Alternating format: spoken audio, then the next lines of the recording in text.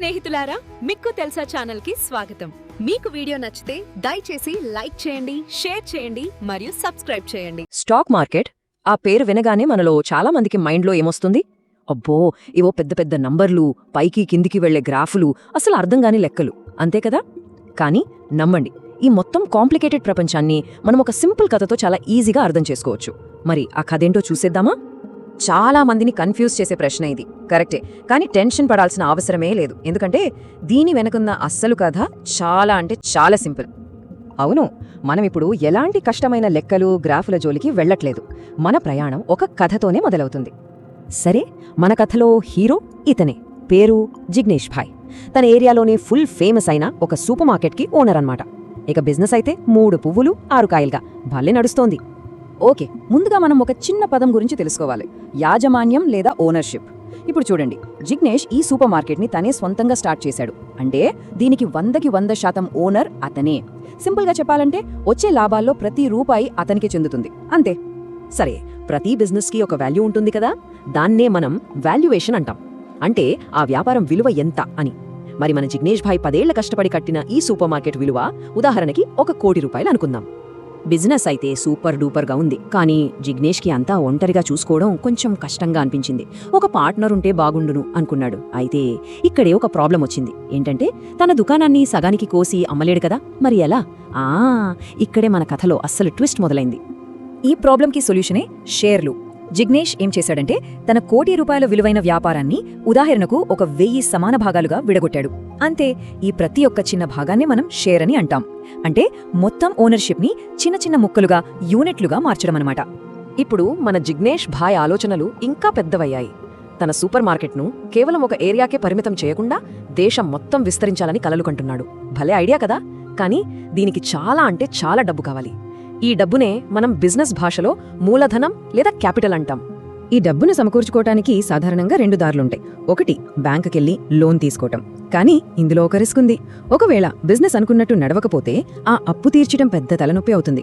ఇక రెండో దారి, తన కంపెనీలో కొన్ని షేర్లను అమ్మి వేరే వాళ్ళని పార్ట్నర్లుగా చేర్చుకోవటం. మన జిగ్నేష్ తెలివైనవాడు కాబట్టి ఈ రెండో దారిని ఎంచుకున్నాడు. అయితే ఇక్కడ ఇంకో ప్రశ్న, వేల మంది పార్ట్నర్లను ఒకేసారి ఎక్కడ కలవాలి, ఎక్కడ వెతకాలి? దీనికి ఒకే ఒక్క సమాధానం ఉంది, అదే స్టాక్ మార్కెట్. సింపుల్గా చెప్పాలంటే జిగ్నేష్ లాంటి బిజినెస్ ఓనర్స్ని, ఆ బిజినెస్లో డబ్బులు పెట్టాలనుకునే మనలాంటి లక్షలాది మంది ఇన్వెస్టర్లని కలిపే ఒక పెద్ద ప్లాట్ఫామే ఈ స్టాక్ మార్కెట్. సరే, బావుంది. ఇప్పుడు జిగ్నేష్ తన ప్రైవేట్ కంపెనీని స్టాక్ మార్కెట్లోకి ఎలా తీసుకువెడతాడో చూద్దాం. ఇది అతని బిజినెస్ జర్నీలో చాలా పెద్ద స్టెప్. ఈ ప్రాసెస్నే మనం ఇనీషియల్ పబ్లిక్ ఆఫరింగ్ లేదా సింపుల్గా ఐపీఓ అని పిలుస్తాం. ఈ పేరు విని కన్ఫ్యూజ్ అవ్వకండి, చాలా సింపుల్. ఒక కంపెనీ తన షేర్లను మొట్టమొదటిసారిగా పబ్లిక్కి అమ్మడాన్నే ఐపీఓ అంటారు, అంతే. ఈ ఐపీఓ అయిపోయిన వెంటనే ఆ కంపెనీ ఒక పబ్లిక్ లిస్టెడ్ కంపెనీగా మారిపోతుందన్నమాట. ఈ ఐపీఓ జరిగే స్టేజ్ని ప్రైమరీ మార్కెట్ అని అంటారు. ఇక్కడ మనం గుర్తుపెట్టుకోవాల్సిన ఒకే ఒక ముఖ్యమైన విషయం ఏంటంటే, ఇన్వెస్టర్లు పెట్టిన ప్రతి రూపాయి డైరెక్ట్గా జిగ్నేష్ కంపెనీకే వెళ్తుంది. ఆ డబ్బుతోనే అతను తన సూపర్ మార్కెట్ బ్రాంచ్ను దేశవ్యాప్తంగా ఓపెన్ చేస్తాడు. ఒకసారి ఐపీఓ అయిపోయాక ఆ షేర్లన్నీ సెకండరీ మార్కెట్లోకి వస్తాయి. ఇక్కడ కథ పూర్తిగా మారిపోతుంది. ఇక్కడ ఒక ఇన్వెస్టర్ ఇంకో ఇన్వెస్టర్కి షేర్లు అమ్ముకుంటాడు లేదా కొనుక్కుంటాడు. ఈ డీలింగ్స్లో డబ్బు కంపెనీకి వెళ్ళదు, కేవలం ఇన్వెస్టర్ల మధ్య చేతులు మారుతుంది. మనం రోజు టీవీలో, మన ఫోన్ యాప్స్లో చూసే ఆ ట్రేడింగ్ అంతా జరిగేది ఈ సెకండరీ మార్కెట్లోనే. సరే, ఇప్పుడు అందరి మైండ్లో వచ్చే ఒక కామన్ క్వశ్చన్ కొద్దాం. అసలు ఈ స్టాక్ ధరలు ఎందుకు నిమిష నిమిషానికి అలా మారుతూ ఉంటాయి? దీని వెనుక మెయిన్గా 2 శక్తులు పనిచేస్తాయి. ఒకటి, కంపెనీ అసలైన పర్ఫార్మెన్స్, అంటే ఆ కంపెనీ ఎంత లాభం సంపాదిస్తోంది, ఫ్యూచర్లో ఎంత బాగా పెరిగే అవకాశం ఉంది అనే దాని మీద ధర ఆధారపడి ఉంటుంది. ఇక రెండవది, సింపుల్గా చెప్పాలంటే డిమాండ్ అండ్ సప్లై, అంటే ఆ షేర్ను కొనడానికి ఎంతమంది రెడీగా ఉన్నారు, అమ్మడానికి ఎంతమంది రెడీగా ఉన్నారు అన్నది. కొన్నిసార్లు కేవలం ఒక చిన్న న్యూస్ లేదా ఒక రూమర్ కూడా ధరలను అమాంతం పెంచేయగలదు లేదా పడేయగలదు. మనం స్క్రీన్ మీద చూసే ఆ స్టాక్ ధర ఉంది కదా, అది మరేంటో కాదు, సింపుల్గా ఆ షేర్ చివరిసారిగా ఏ రేటుకి అమ్ముడైందో అదే ఆ ధర. ప్రతి సెకండ్కి వేల కొద్ది కొనుగోళ్లు, అమ్మకాలు జరుగుతూ ఉంటాయి కాబట్టి ఈ లాస్ట్ ట్రేడెడ్ ప్రైస్ కూడా కంటిన్యూస్గా మారుతూనే ఉంటుంది. ఓకే, ఇంత పెద్ద స్టాక్ మార్కెట్ గేమ్ ఎలాంటి ప్రాబ్లమ్స్ లేకుండా అందరికీ ఫెయిర్గా జరగాలంటే ఇందులో కొంతమంది కీ ప్లేయర్స్ ఉండాలి. మరి ఆ ప్లేయర్స్ ఎవరో ఇప్పుడు చూసేద్దాం.